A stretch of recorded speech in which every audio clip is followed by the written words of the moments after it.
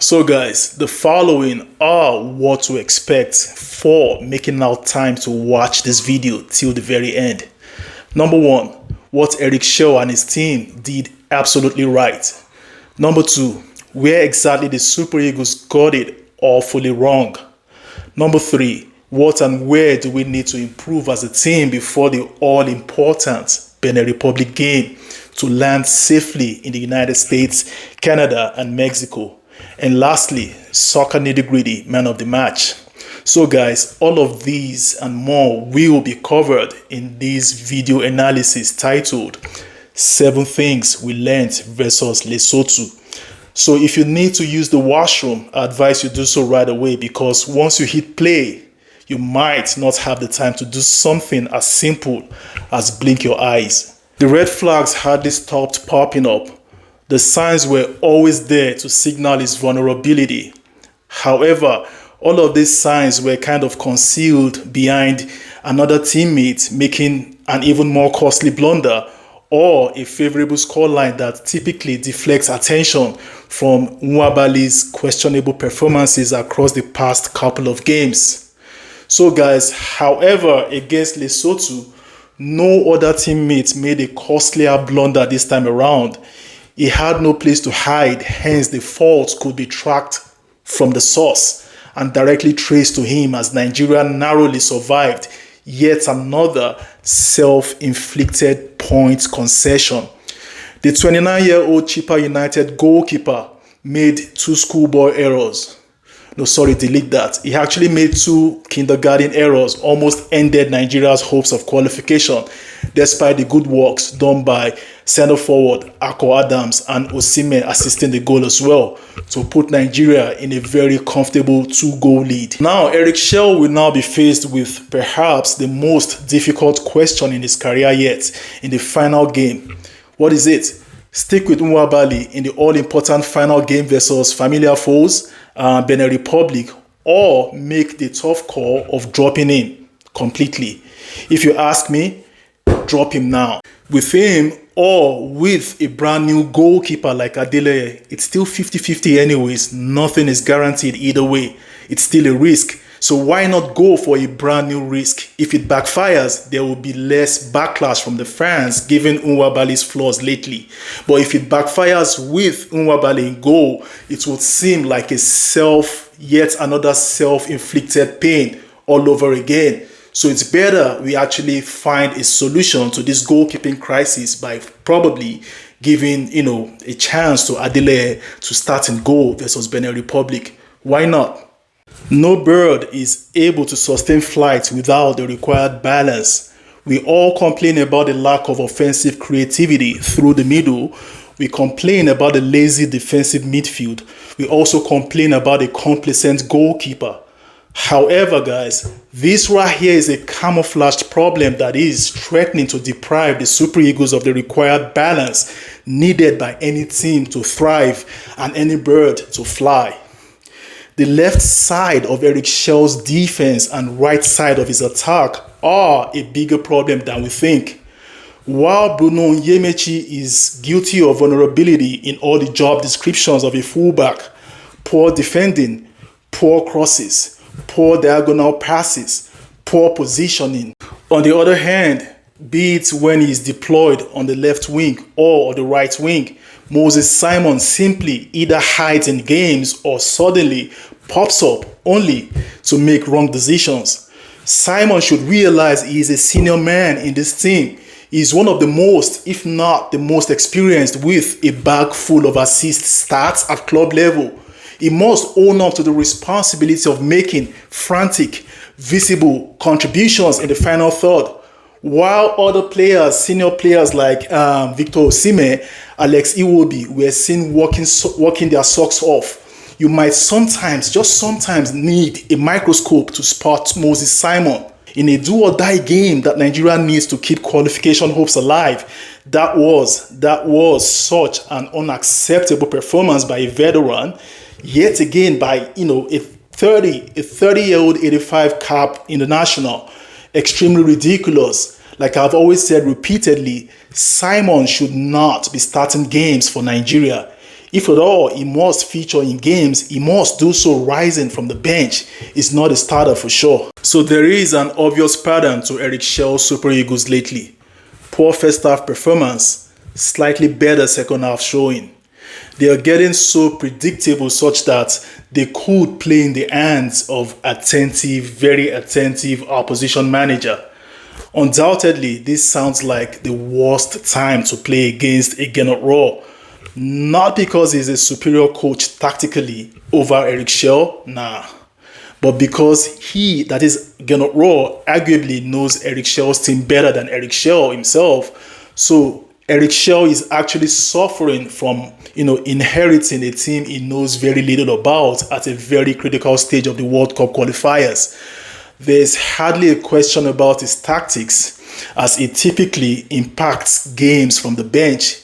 He did that yet again against Lesotho with an early Arokodare's introduction, and with the manner he closed down the back line with the right substitutions towards the end of the game. So Eric Chelle typically gets things right, but he does get them right very late. An indication of a manager learning about the job on the job. Trust me guys, if Eric Chelle was hired from the get-go, immediately after the Ose Pasero's exit, Nigeria would be home and dry by now. Did get away with what I call murder versus Lesotho, they playing a 4-4-2 featuring just one midfielder with the slightest ability to tackle, and that's Wilfred Ndidi. To be fair, I do understand his line of thought, because a must-win game as such needs as much goals assisting sources as possible. Hence the deployment of Simon, Lookman from either wings, and Iwobi through the middle.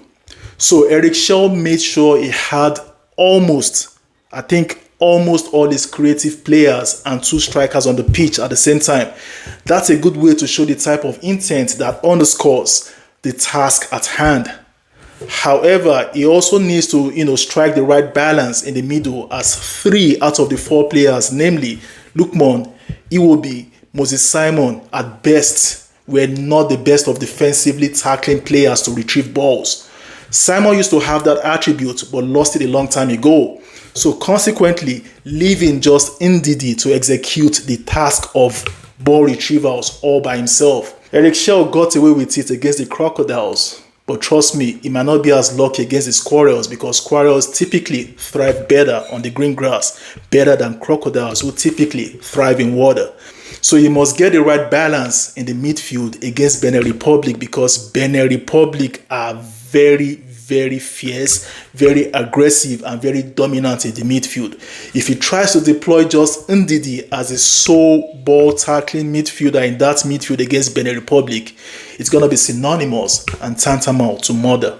Benjamin Fredrick yet again puts up a very distinctive class performance, this time from a very different position at right back.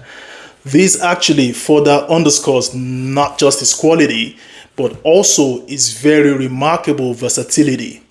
He was as good at right back as much as he is at centre back, such that it's now so puzzling to emphatically say which of the two is his more comfortable position.